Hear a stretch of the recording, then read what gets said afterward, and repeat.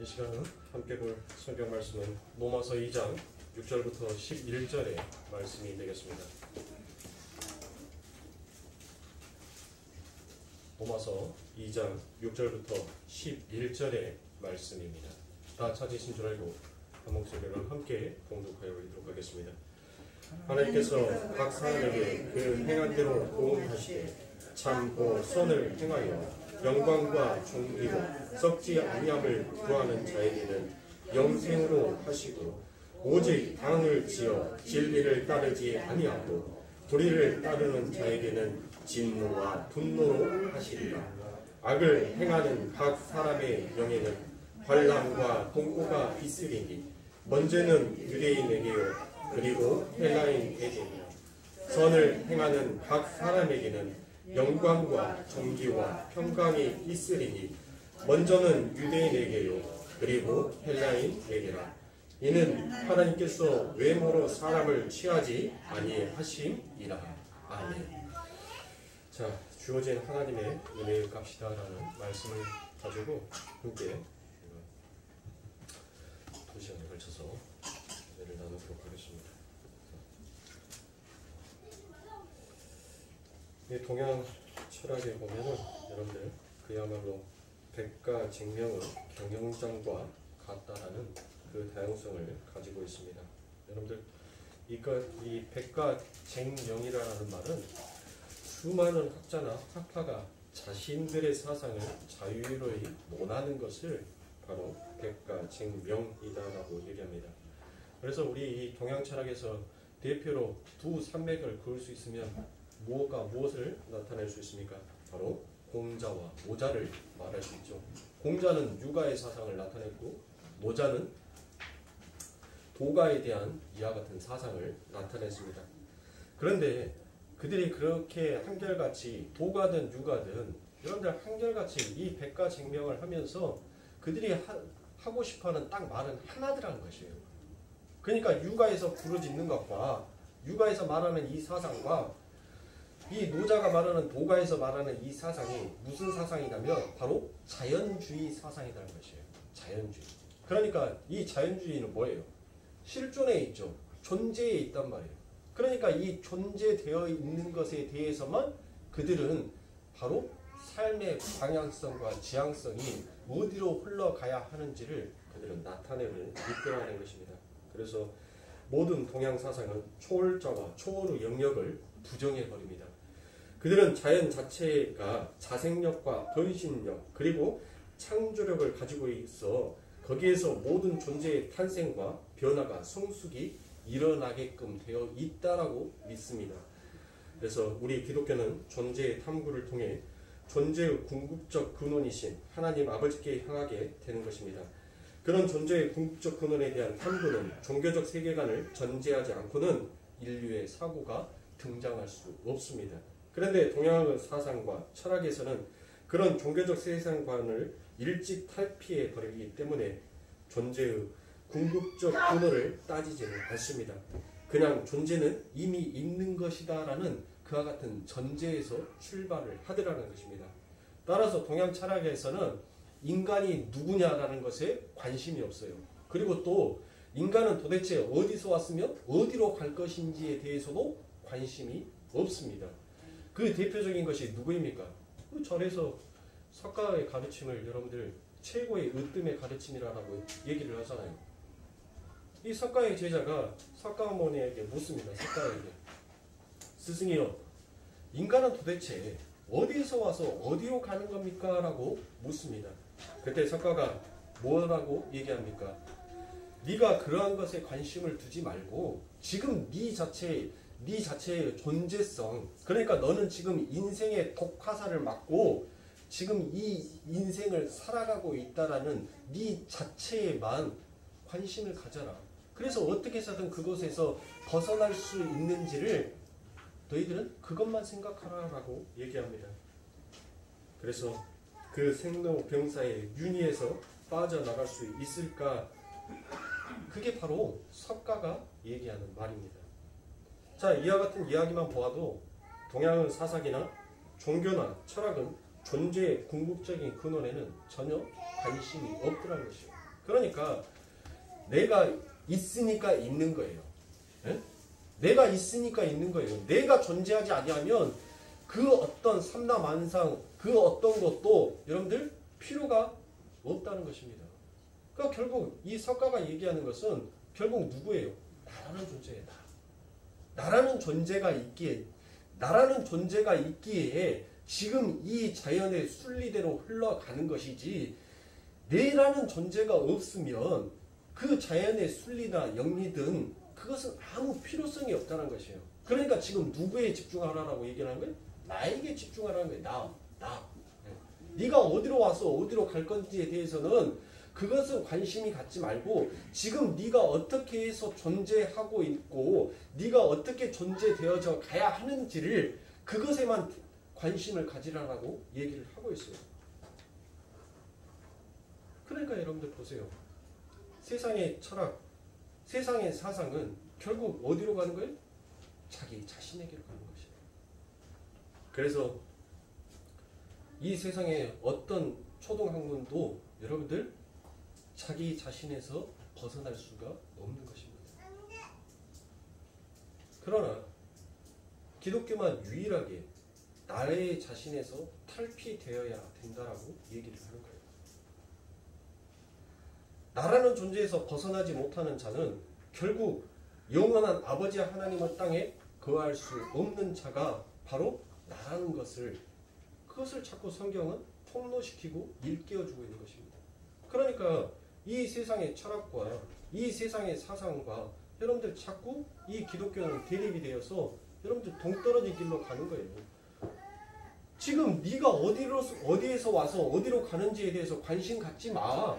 네가 존재함으로 이 세상의 모든 것들이 다 존재하니까 너 어디에 관심 갖지 마라고 얘기하는데 기독교는 무엇을 가르칩니까? 네가 어디에서 왔으며 네는 어디로 가야 할 것인지에 대해서 기독교는 명확하게 기록하여 놓고 있어요. 여러분들은 어디에서 왔습니까? 뭐 엄마 다리 밑에서 왔어요? 네? 여러분들은 어디로 가요? 뭐 산으로 낙골당으로 갑니까? 여러분들 우리는 창세 전에 하나님께서 작정하시고 하나님께서 예비하신 그 흙으로 우리를 빚으시고 하나님께서는 우리들을 완벽한 존재로 하나님께서는 우리들을 하나님의 자녀로 그렇게 회개시키고 복귀시키고 그렇게 완벽한 하나님의 열매로 만들어 놓으시고 이 세상에 잠시 던져 넣었습니다. 그리고 다시 우리는 어디로 가는 거예요? 우리의 고향으로 가는 것이에요. 여러분들 제가 예전에 한번 여러분들에게 그 말씀 드렸죠. 여행 가는 사람이 그 여행 가는 그 숙소를 벽지가 너무 내 스타일이 아니다라고 생각을 해서 그 여행 간 3박 4일 동안 그 머무는 숙소에 벽지가 마음에 안 든다고 해서 벽지를 사다가 여러분들 그 벽을 칠하는 사람이 있어요? 없어요? 없죠. 아니 가구가 왜 이렇게 칙칙해? 아니 조금 요즘처럼 파스톤 계열의 색으로 가구를 배치를 해놓으면 얼마나 예쁘겠어 라고 생각해서 자기 돈을 들여서 여러분들 그 잠깐 머물고 갈 숙소에다가 가구를 사다가 넣어놓을 사람은 있어요? 없어요? 왜 안 합니까? 거기는 여러분들 내가 영원히 머물러야 할 내 집이 아니기 때문에 그냥 주어지는 그 여건에 맞춰서 그냥 지내다가 갈 뿐이에요. 우리는 마찬가지입니다. 이 세상이 마치 그와 같은 세상이에요. 이 세상이 여러분들 우리들에게 주어져 있는 이 세상이 내 마음에 들지 않다고 벽지를 바르고 가구를 바꾸고 가전제품을 바꾸고 내가 살기 좋고 내가 보이기에 아름답고 보람직하게 만들어가는 그와 같은 세상으로 하나님께서는 우리들에게 준 것이 아니에요. 하나님께서는 우리들에게 이 삶의 교육의 현장 속에서 하나님께서 우리들을 네가 보고 네가 듣고 네가 걸어가는 그 길이 어떤 길인지를 하나님께서는 철저하게 그 자녀에게 가르쳐주고 있는 것입니다. 뭐 달라고요? 영원한 그 하나님의 나라, 그 기업을 우리들에게 물려주시기 위하여서 하나님께서는 이 삶의 현장, 이 세상이라는 곳을 하나님께서 훈련장으로 기업을 경영하는 경영장으로 하나님께서는 이곳을 만들어 놓으신 거예요. 그런데 저마다의 모든 인간들이 전부 다 이 세상이 마치 영원히 머물 수 있는 세상이다라고 생각하고 그렇게 자기 중심적인 자기 사상에 빠져서 그렇게 살아가게 되더라는 것입니다.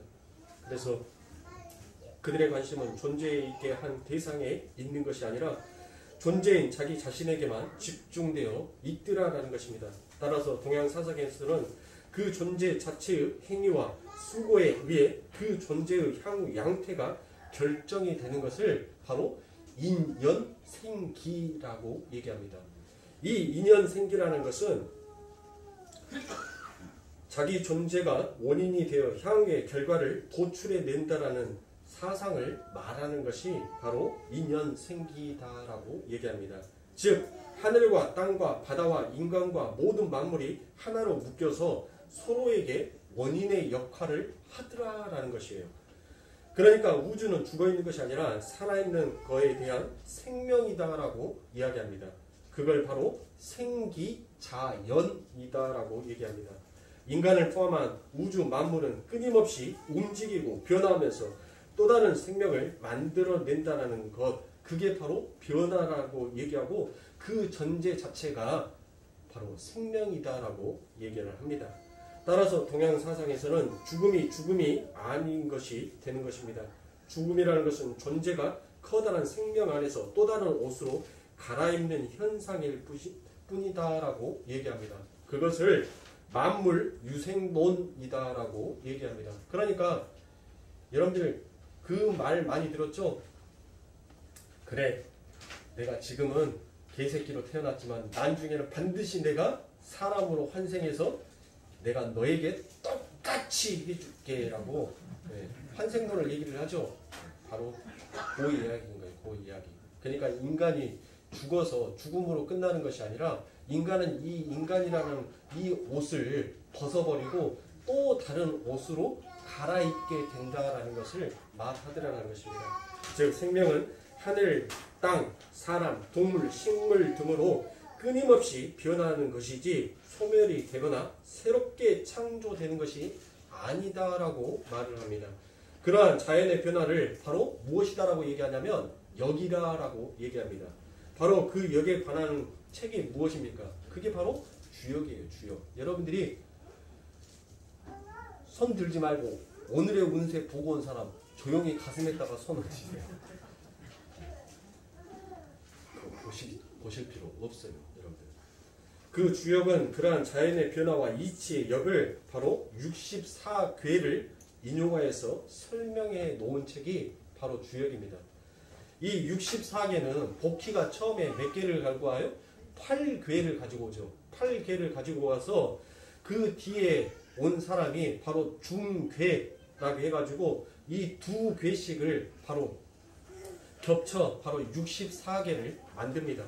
이렇게 중계가 이루어짐으로 인해서 6효가 비로소 성립이 됩니다. 주역은 상경 바로 30궤와 하경 34궤를 싣고 궤마다 궤상을 설명한 궤사와 효를 풀이한 효시가 있어서 점을 쳐서 바로 그 사람 앞에 보이게 될 길흉화복을 바로 판단하게 되더라라는 것입니다. 네. 여러분들 제가 이렇게까지 여러분들에게 말씀을 드리는 것은 여러분들의 삶은 이미 어디로 와서 어디로 가는지 그 답을 알고 있는 자인데 여러분들 이 사람들은 답을 알아요 몰라요? 답을 모르는 자들이에요. 답을 모르는 자들이 그 불확실한 삶에 대한 현상을 무엇으로 나타내는 거예요? 이 64개 시사주를 통하여서 이 시효를 통하여서 내 앞에 만약에 화가 닥치면 그 화를 어떻게 그러니까 안 좋은 일이 닥치게 되면 그 안 좋은 일이 닥치기 전에 어떻게 나를 다스려야 할지를 그들이 점괘를 쳐서 보고 그 화를 복으로 바꾸려고 하는 인간의 불안함이 인간의 그 자기가 어디 와서 어디로 가야 하는지 그것을 모르는 그와 같은 불안함이 그와 같은 초조함이 만들어낸 것이 바로 주역이에요. 주역. 그러니까 점쟁이한테 가서 점 볼 생각하지 마시고 여러분들 다 하나님께서 여러분들의 인생을 어디에서 와서 어디로 갈지 이미 이 성경 안에다가 정확하게 다 기록하여 놓고 있어요. 정확하게. 네. 그러니까 내가 어디로 와서 어디로 갈 건지에 대해서 궁금하신 분들은 창세기부터 요한계시록까지 딱 읽으면 아 그래. 네. 욥기 읽으면 아 그래. 내가 하나님 앞에 이런 자였지. 그럼에도 불구하고 하나님께서 나를 이렇게 축복하여 주시구나. 여러분들 이 성경에 여러분들은 하나님께로 와서 여러분들 어디로 돌아가는 거예요? 하나님께 돌아가는 거예요. 네. 그게 여러분들의 인생이에요. 그런데 그 인생이 호락호락한 인생이 아니에요. 이 인생 가운데서 여러분들은 여러분들을 전부 다 털려가면서 살아가요. 내 것을 전부 다 뺏기면서 살아가요. 근데 분이 나고 화가 나는데 여러분들 분나고 화나면 입에 거품 물어지는 것보다 눈물이 나와요. 예? 하나님께서 자꾸 야 이건 불의한 거야 이건 부당한 거야 하면서 자꾸 뺏어가니까 뭐예요? 말도 못하고 눈물만 나오는 거예요. 그러니까 사랑하는 성도님들 필요 없는 거 보지 마세요. 예. 제발 송구 영신 예배도 송구 영신 예배 때 제가 점쳐드릴게요. 네? 여러분들은 돌아올 2022년인가요? 네. 2022년은 더 환난과 더 고난 가운데 있는데 하나님의 그 사랑이 더 여러분들을 찐득이처럼 꽉 붙들고 있을 거예요. 그게 여러분들의 2022년에 여러분들의 삶입니다. 그러니까 결국 여러분들 뭐예요? 복이죠. 자, 그리고 그러한 변화의 작용을 빚어내는 우주의 기운을 바로 이 동양 철학에서는 신이다라고 얘기를 한 거예요. 그러니까 자연이 뭐가 되는 거예요? 자연이 신이 되어 있는 거예요. 그러니까 우리가 이야기하는 신과 동양 사상이 말하고 있는 신의 개념은 굉장히 다른 것입니다. 동양 철학의 신은 살아계신 인격적인 존재가 아니라 우주의 변화를 빚어내는 기운일 뿐이다라고 이야기를 합니다. 그래서 동양 사상에서는 귀신도 초월적이고 세상 영적인 존재가 아니라 자연의 일부다라고 보고 있습니다. 그러니까 동양 철학에서는 우주와 자연 인식이 얼마나 물질적인 것에 갇혀 있는지를 여러분들은 잘 아셔야 합니다. 동양의 사상은 눈에 보이는 것에 갇혀 있습니다. 그래서 그 물질이라는 것은 뒤에 주권자로 계시는 하나님과 그 하나님의 나라를 보지 못하게 하는 것입니다. 이와 같이 우주가 항상 변화를 하면서 생명력을 끊임없이 흘러보내는 것을 성실함 혹은 진실이다라고 이름합니다. 그리고 그러한 생명력의 전달 과정과 변이에는 어떠한 원리와 질서, 규칙성이 존재하고 있는 것을 그걸 바로 도다라고 이야기를 합니다. 그러니까 도는 생명력이 흐르는 길이요 원리다라고 얘기합니다. 그것을 도가에서는 바로 무엇이다라고 얘기하냐면 바로 무라라고 얘기합니다. 여러분들 무라는 것은 어떤 것을 무라라고 얘기합니까? 단순히 여러분들 우리들이 이 무라라고 얘기하는 것을 여러분들 보이지 아니하는 것을 가지고 무다라고만 딱 정의를 해요. 그렇죠. 내가 안 보이는 것은 없는 것이니까 그 없는 것은 바로 무의미한 거다. 무다라고 얘기를 합니다. 그러나 이 도가에서 말하는 무는 바로 어떤 존재가 생겨날 때 바로 무엇이 필요한 것이에요? 공간이 필요하죠. 그리고 그 존재가 구성하기 위해서는 무엇이 필요해요? 원소가 필요하죠. 그러면 여러분들 즉 이렇게 바꿔서 얘기하시면 돼요. 여러분들이 우리가 이 예배당 안에서 하나님 앞에 예배를 드리기 위해서는 무엇이 필요해요? 이 공간이라는 것이 필요하잖아요. 그러면 이 공간은 여러분들 지금 칸을 막아놨기 때문에 우리가 이것을 공간이다라고 인식을 하는 것이지 이게 만약에 이 벽면이 다 터져버리면 무엇으로 여러분들은 공간이다라고 그것을 인식할 수 있겠냐고요. 그냥 이 벽이 막혀져 있지 않냐고 다 터져 있으면 무엇으로 여러분들이 그것을 공간이다라고 설정을 할 수 있겠냐고요.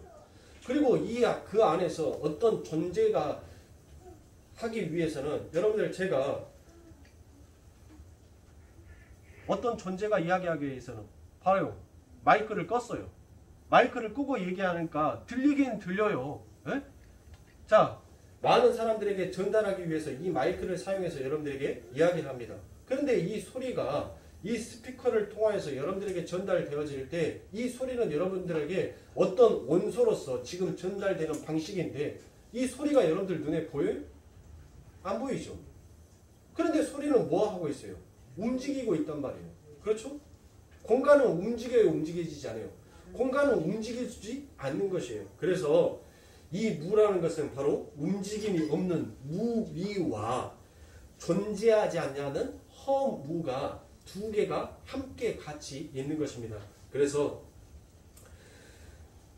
그러한 형태 없는 형태요, 물체 없는 상을 바로 황홀이다라고 얘기합니다. 모든 것은 그렇게 황홀에서 나오고 다시 무의로 돌아간다는 것을 아는 것을 바로 밝음이다라고 얘기합니다.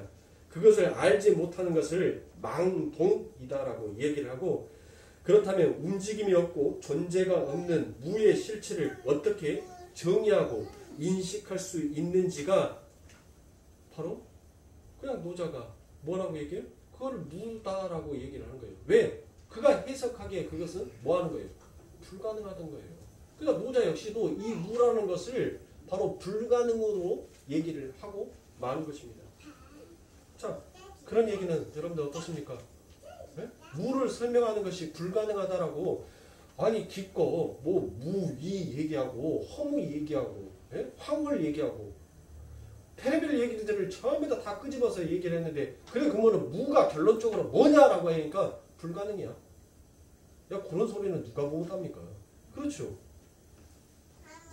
그래서 무가 천지만물의 시온이라는 것만 여러분들이 알면 됩니다. 자, 모든 존재는 그러한 자연의 성실함과 도를 따라 살게 되는데 그것이 도리를 다하는 삶이요 성실한 삶인 것입니다. 그래서 인간들은 성실함을 추구하고 도리어 맞는 삶을 추구하게 되어 있다라는 것입니다. 왜냐하면 그건 자연의 이치이기도 하지만 현재 진행되고 있는 존재의 삶, 즉 원인으로서의 삶이 미래의 존재를 결정하기 때문에 현재를 성실하고 착하게 살 수밖에 없다라는 것으로 이야기합니다.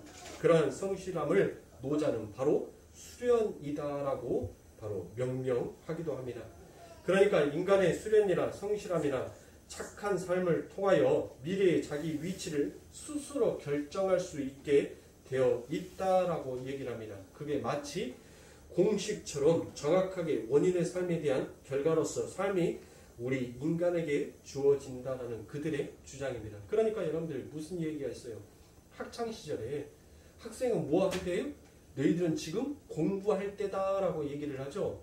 그래서 그 학창시절에 자기가 얼마나 열심히 공부를 하느냐에 따라서 자기의 인생의 미래가 주어지게끔 되어 있다라고 결정을 짓더라라는 것이에요. 그러니까 똑같은 모든 인간에게는 공평한 시간이 주어졌어요. 근데 이 공평한 시간은 바로 무예요. 아무 누구에게도 보이지 아니하는 시간입니다. 그런데 이 보이지 않는 무의 시간 속에서 얼마만큼 자기가 스스로를 열심히 노력하느냐에 따라서 얼마나 자기의 마음을 수련하느냐에 따라서 자기의 미래의 모습이 이미 결정적으로 되어져 버려 가고 있다라고 얘기합니다. 여러분들 어떠세요? 세상은 여러분 마치 인과응보의 결과처럼 그처럼 흘러가고 있지 않습니까? 오늘 본문을 읽으면서 마치 이러한 인과응보가 생각나지 않으셨습니까? 하나님을 행한 대로 보응하신다라고 했습니다. 정말 성도들이 이 역사 속에서 행함에 의해 미래라는 결과를 보응받는 그런 사람들이겠습니까? 여러분들이 잘 아시는 오치만 님가 이러한 동양 사상을 기독교와 많이 섞어낸 사람입니다. 그가 쓴 로마서 강해를 읽어보면 여러분들 그의 한 예화가 나옵니다. 어떤 마을에 예수를 믿는 농부가 있었습니다. 그 농부는 아주 성실한 농부였어요. 그래서 하루 종일 물을 길러다가 자기 논에다가 물을 데웠습니다. 그런데 그 다음날 자기가 논밭에 가니까 물이 하나도 없어요. 그리고 난 다음에 아랫논에 보니까 아랫논에 물이 가득 차 있더라라는 것입니다. 그래서 이 착한 농부가 무엇을 합니까? 그 다음부터는 자기 밭에다 물을 먼저 대기 전에 그 아래 논에 있는 그 논에다가 물을 먼저 대주고 그리고 자기의 논에다가 물을 댔다라고 얘기합니다. 그리고 마치 이것이 그리스도의 참된 모습, 이게 그리스도의 삶이다라고 워치만 리는 이와 같이 얘기를 합니다. 여러분들, 과연 그것이 여러분들 착한 행실일까요? 그게 착한 모습일까요? 하나님께서 원하시는 그 착한 행함이 과연 이 워치만 리가 얘기하는 이와 같은 여러분들 그와 같은 착함의 행함이겠습니까? 워치만 리는 여러분들 철저하게 동양 철학의 사상을 여러분들 가지고 있으면서 성경을 그와 같은 관점으로 본 거예요. 그러니까 권선징악과 인과응보의 이 관점으로 성경을 보게 되니까 그와 같은 말도 절도 안 되는 얼토당토하는 예화가 나오게 되더라는 것이에요. 여러분들 얼추 보기에는 여러분들 그 말이 맞는 것 같습니다. 아, 착한 행실, 착한 일, 선을 쌓는 거, 윤리와 도덕을 지키는 거, 여러분들 그게 어찌 보면 틀린 말은 아닌 것처럼 보이잖아요. 그런데 그것을 여러분들이 우리가 지킴으로 인하여서 하나님 앞에 우리가 착한 행실을 했다, 하나님 앞에 선을 행하였다라고 말할 수 있겠습니까? 그러면 왜 우리 예수님께서 그 바리새인에게 이 독사의 새끼야라고 그렇게 욕을 하십니까? 욕할 필요가 없잖아요. 그 바리새인들은 여러분들을 얼마나 하나님의 율법을 지켰으며 과부와 과들을 얼마나 자기 몸처럼 여러분들 그렇게 챙기고 보호했지 않습니까? 바로 하나님께서는 우리들에게 착한 행실이 그리고 우리들 안에서 나와야 되는 선함이 무엇인지를 인간들은 전부 다 자기 안에서 자기 존재성 안에서 나오는 국한되어 있는 착함과 선으로 하나님 앞에 그것을 보호받기를 원하더라는 것입니다. 사랑하는 성도님들, 그것은 매우 어리석은 판단입니다. 인간에게서 나올 수 있는 선의 기준은 여러분들 전부 다 자기의 관점에 따라서 다 틀려요. 자, 길바닥에다 쓰레기를 버리는 사람들은 그 습관처럼 쓰레기를 버리는 사람들은 뭐라고 얘기합니까? 뭐라고 자기가 선을 행하고 있다라고 얘기를 해요.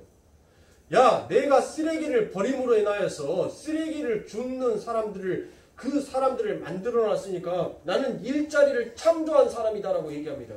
그래서 자기는 뭘 해요? 쓰레기를 길바닥에다 버리는 것은 이것을 줍게 하는 사람, 그 사람에게는 곧 삶의 생계가 되기 때문에 길바닥에 쓰레기를 버리는 사람이 없다면 누가 이것을 치우는 사람으로서 일자리가 생기겠느냐.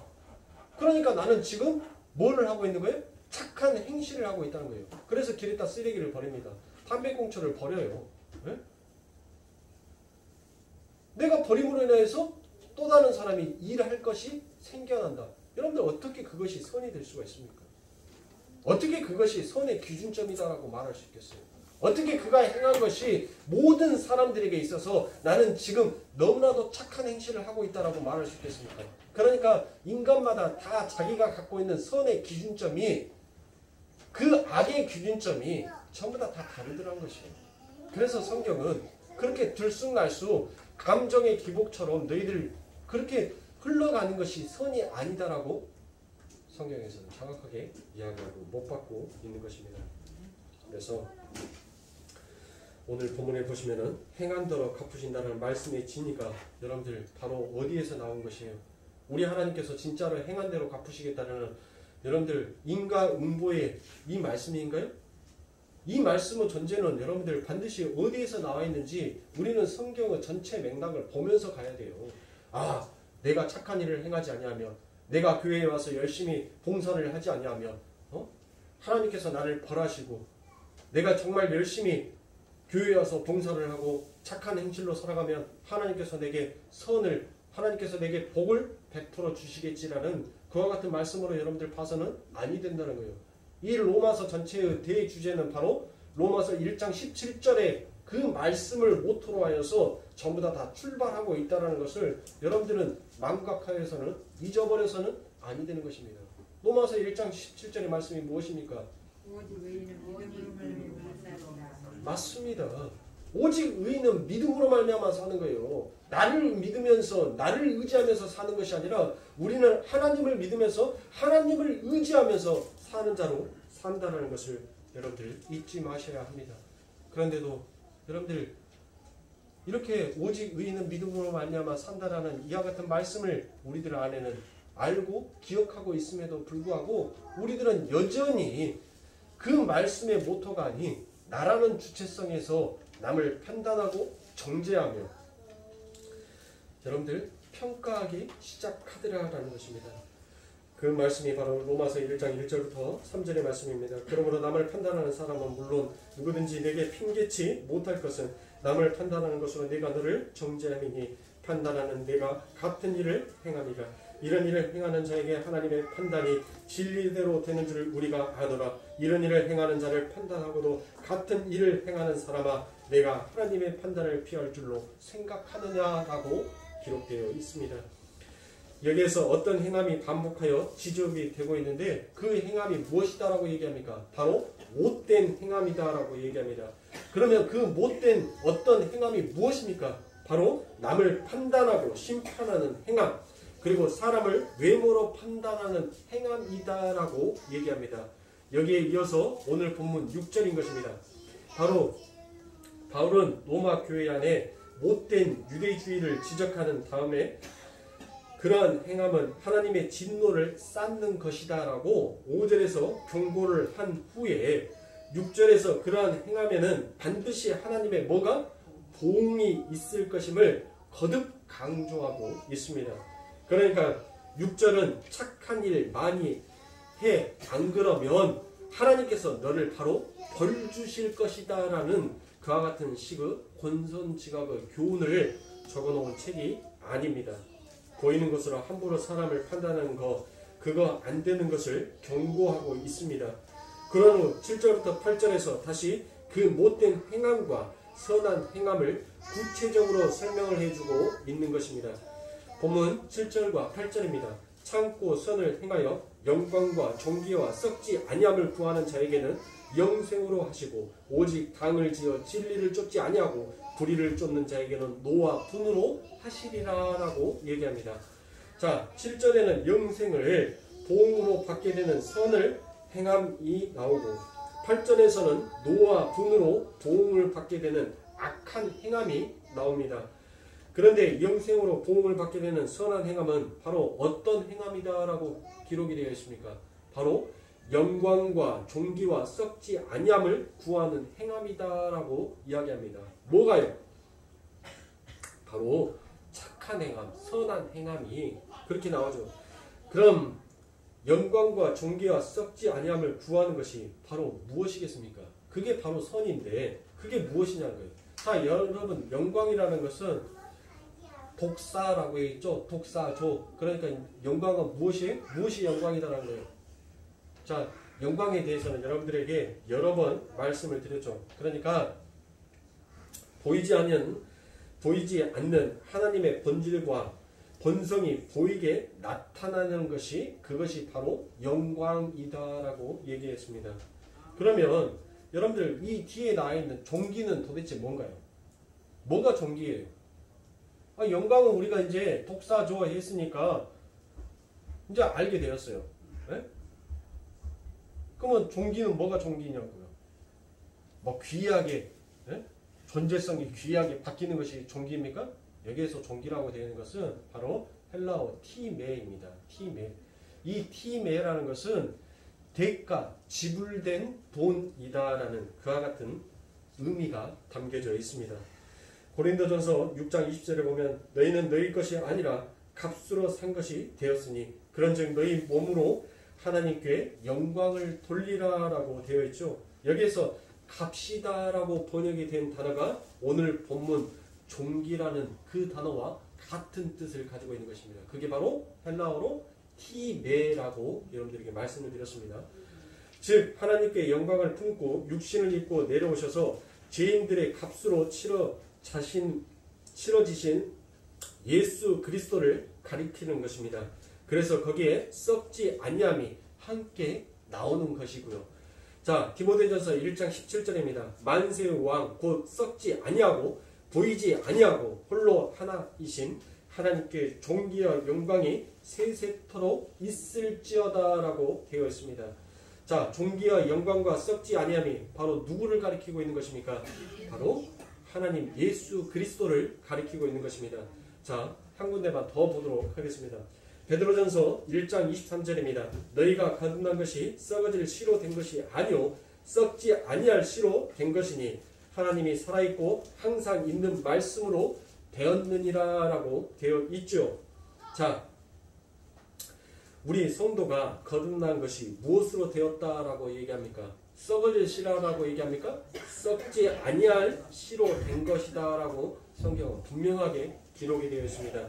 그런데 그 썩지 아니할 씨가 무엇인가 하니 하나님이 살아있고 항상 있는 말씀이다 라고 얘기합니다. 자, 누구를 가리킵니까? 육신이 말씀이 되어서 이 땅에 오신 분이 누구라고 얘기하고 있어요. 요한복음에 바로 예수를 가리키시죠. 네? 그래서 예수 그리스도입니다. 그러니까 영생으로 도움을 받은 사람들은 영광과 존귀와 썩지 아니함으로 하나님 나라에 오실 예수 그리스도를 구하는 행함을 보이는 자들이라는 것입니다. 그러니까 선이 무엇이 선이다라는 거예요? 예수를 구하는 것이 그게 선함이다라는 거예요. 그러면 여러분들 이 반대로 악한 행함은 무엇이겠어요? 예수를 버리고 자기의 것을 구하는 자가 바로 악한 행함을 하는 자예요. 그게 바로 썩어질 씨를 구하는 자들이라는 것이에요. 그러니까 이제 무슨 말인지 여러분들 좀 감이 오신가요? 이해가 가셔요? 네.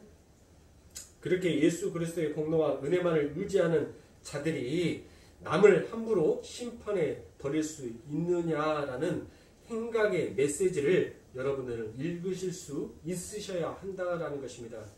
그렇다면 본문 7절의 참고는 누구의 참음을 가리키는 것입니까? 바로 예수의 참음을 가리키고 있는 것입니다. 다시 7절입니다.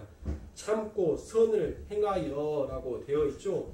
자, 여기에서 참고라고 번역이 되어 있는 것이 바로 카스 히포모네입니다. 이 카스 히포모네이라는 말은 지속적인 인내를 가리키는 것을 나타냅니다. 거기에서 끊어지지 않는 인내, 계속적인 인내, 그건 인간이 해낼 수 있는 것이 결코 아닙니다. 결코 인간은 끝까지 인내할 수 없는 존재예요. 맞죠? 그리고 카타라는 전치사도 바로 according to 라는 의미의 전치사입니다. 그 부분을 기억을 하면 지속적인 오래 참음에 의해 선을 행하게 되는 자가 있는데 라고 여러분들 바로 본문 7절을 그렇게 해석을 하시면 되는 것입니다.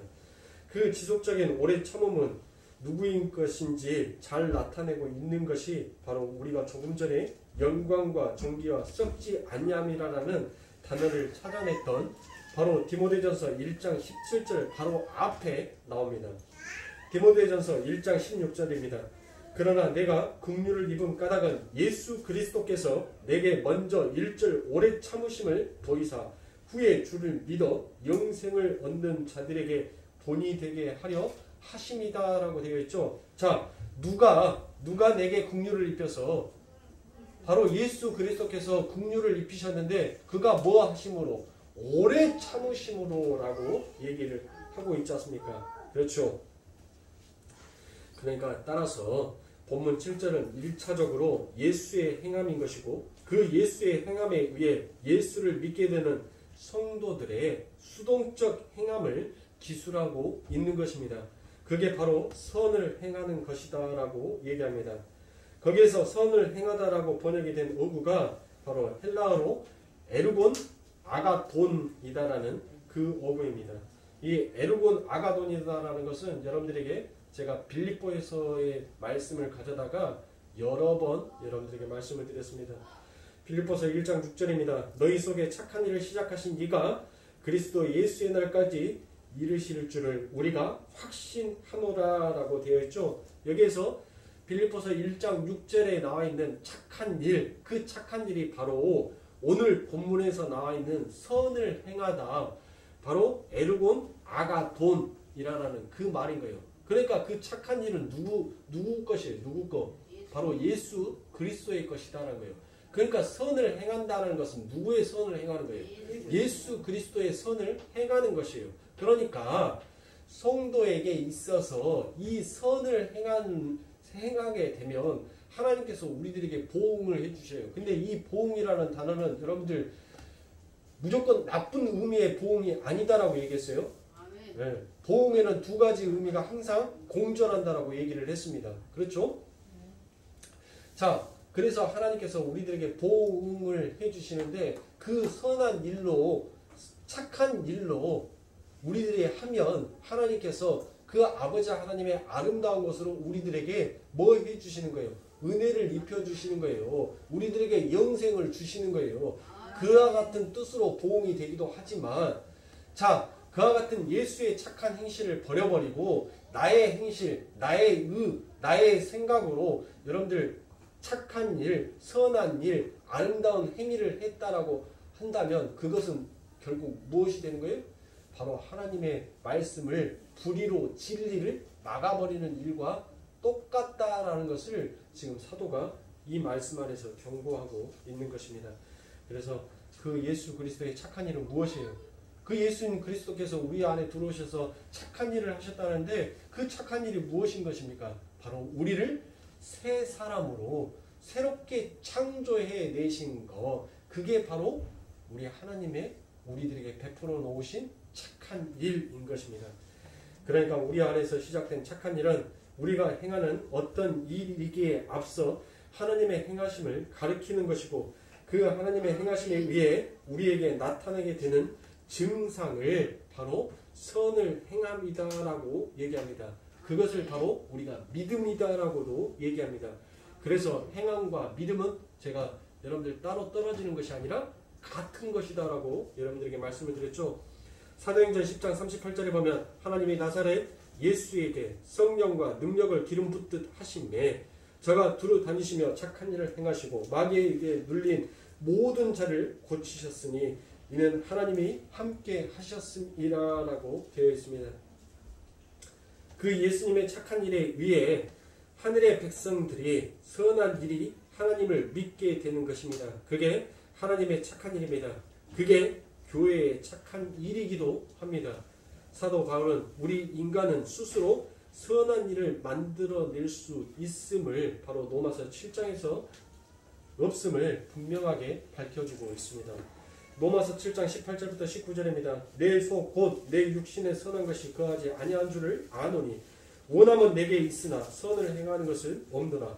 내가 원하는 바 선을 하지 아니하고 도리어 원치 아니하는 바 악을 행하는 도다라고 얘기합니다. 자, 사랑하는 성도님들, 이 사도가 로마서 7장 18절부터 19절에 이 말씀을 이야기할 때 뭐라고 얘기합니까? 나는 지금 선을 행하고 싶으나 내 안에서는 선한 것이 도무지 나오지를 않구나라고 얘기합니다. 그러면 이 사도 바울이 이 이야기를 언제 한 거예요? 사도가 다메섹에서 예수 그리스도를 만나기 전에 이 사도 바울이 이 말씀을 기록하였습니까? 아니면 다메섹 이후 그가 진정한 하나님의 사도가 된 이후에 이와 같은 고백을 하였습니까?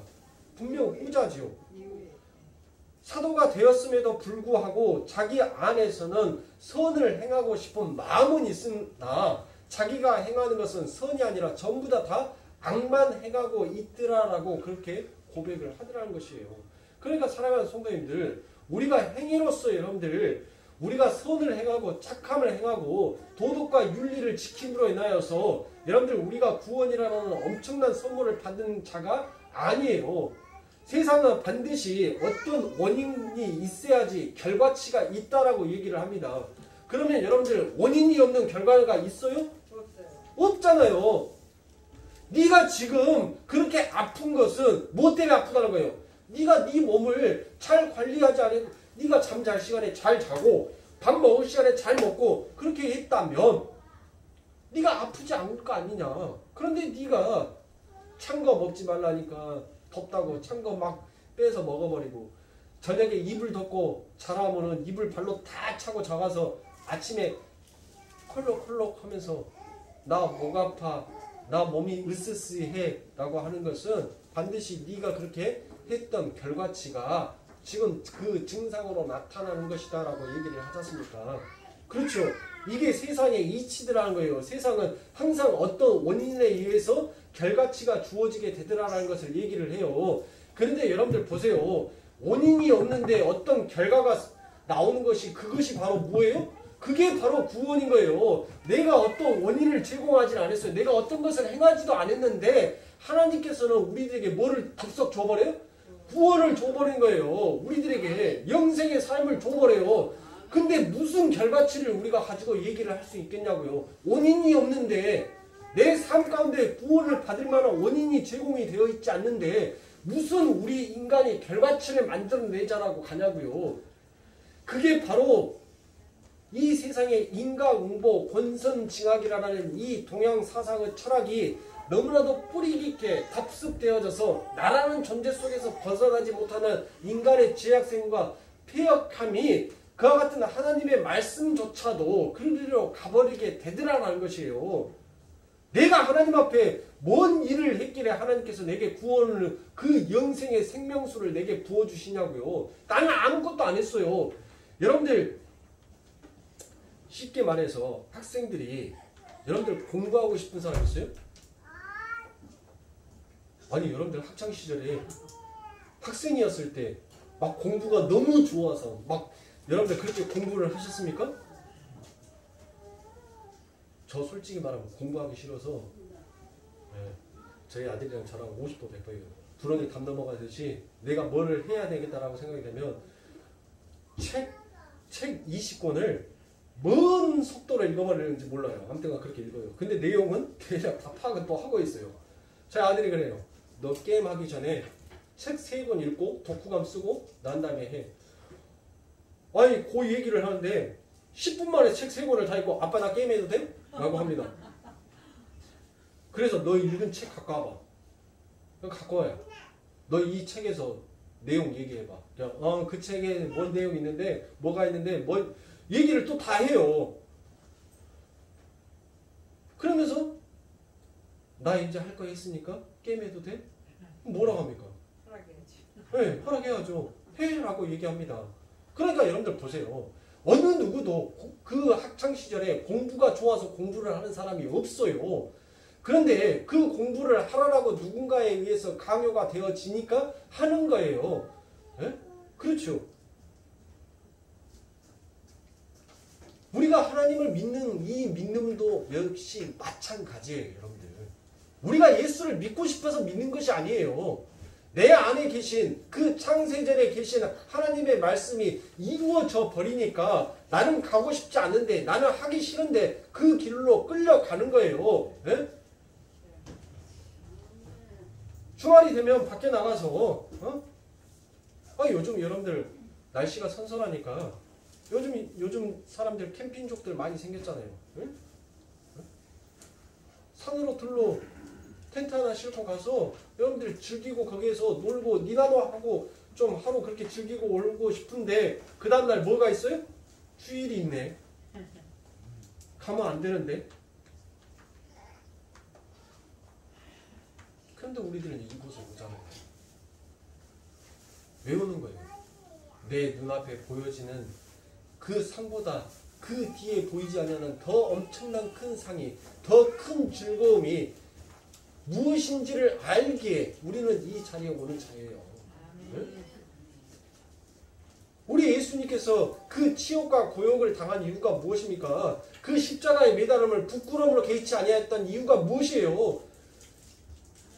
그 뒤에 더 큰 즐거움이 무엇인지를 우리 예수님께서 그것을 봐버렸단 말이에요. 모세도 그것을 봐버렸어요. 그러니까 세상의 모든 것들을 전부 다 던져버리는 거예요. 바로 우리는 그와 같은 축복을 받은 자입니다. 우리 성도님들은 지금 이 자리에 바로 여러분들은 내 뒤에 올 그 엄청난 즐거움이 무엇인지를 깨닫고 아셨기에 이 자리에 앉으신 거예요. 여러분들의 의지를, 여러분들의 생각으로요? 천만의 말씀이에요. 뭐 목사는 뭐 설교하는 것이 좋아서 말하는 것이 좋아서 여러분들이 이 자리에 서 있는 줄 아십니까? 아니 여러분들 저도 앉아있으면 편해요. 네? 사람이 서 있으면 앉고 싶고 앉으면 눕고 싶고 눕고 싶으면 자고 싶은 것이 사람의 마음이듯이 저도 앉아있는 것이 편하다니까요. 여러분들처럼. 제가 하고 싶어서 이 자리에서 하겠어요? 아니에요. 우리는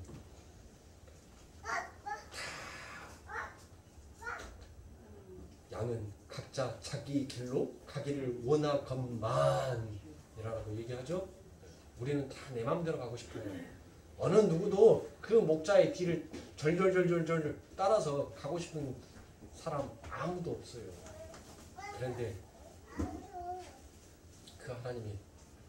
그 하나님의 은혜가, 그 생명수가 내 안에 무엇인가 보이지 아니하는, 내 안에 무엇인가 알지 못하는 그 힘이 나를 끌고 가버리니까 가는 거예요. 그냥. 사랑하는 성도님들, 잘 인내하십시오.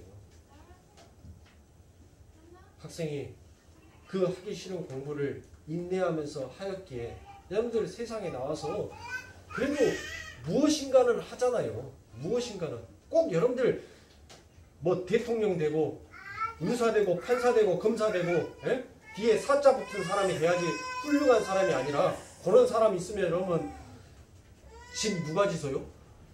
아니 쓰레기는 누가 치워줘요? 에? 아니 집은 누가 짓고 쓰레기는 누가 치워주고 마트에서 물건 계산해주는 사람이 누가 계산을 하겠어요? 지금 내가 판사인데 판결 내리기에 바빠 죽겠는데 내가 지금 마트에서 삑 3,500원입니다. 내가 그 말을 언제 하겠냐고요. 여러분들 세상은 다 필요한 거예요. 모든 사람들이 한 사람도 고귀하지 아니한 사람 없습니다. 전부 다 존귀한 존재예요. 그 사람이 있기에 내가 지금 내 삶 가운데 있어서 윤택함과 편안함을 누리고 있다는 것을 여러분들이 생각한다면 사람을 외모로 판단하지 아니할 수 있는 우리 하나님의 선함, 행함, 그 착한 마음이 우리 안에서도 자연스럽게 흘러나올 수 있는 것입니다. 사랑하는 성도님들, 한 주간도 여러분들이 그와 같은 마음으로 사시고 또 다가오는 추석도 그런 마음으로 모든 존재를 존귀한 자의 모습으로 그래 네가 있기에 이곳이 있고 네가 존재하기에 네가 있어줌으로 내가 또 하나를 깨닫고 가는구나라는 서로가 서로를 상호작용을 하면서 그와 같이 아버지 하나님의 나라를 거룩하게 만들어가는 자로 내가 세워져 가고 있구나라는 것을 생각하시면서 여러분들 다가오는 추석도 그와 같은 마음으로 훈련하시면서 잘 맞이하시길 주님의 이름으로 축원합니다. 기도하겠습니다. 사랑해